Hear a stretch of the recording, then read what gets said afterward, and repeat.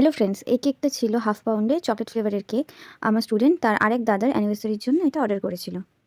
ফার্স্টে আমি স্পঞ্জ দুটো লেয়ার করে নিয়েছি, তারপর সুগার সিরাপ দিয়ে সোক করে ক্রিম দিয়ে তার উপরে চকলেটের গুঁড়ো দিয়ে দিয়েছি। চকলেটের গুঁড়ো দেওয়ার পর নেক্সট লেয়ারটা উপরে দিয়ে আবার সুগার সিরাপ দিয়ে সোক করে নিচ্ছি, তারপর ক্রাম কোট করে নিয়েছি।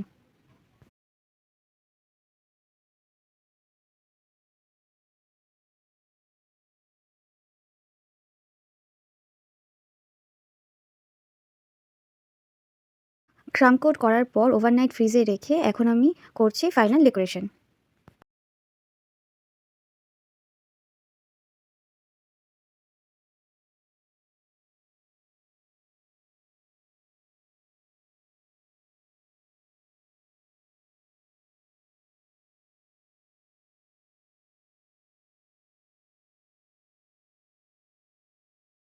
ভালো করে ক্রিম দিয়ে কোট করার পরে সাইডে আর উপরে স্ক্র্যাপার আর স্প্যাচুলার সাহায্যে একটা ডিজাইন করে দিলাম।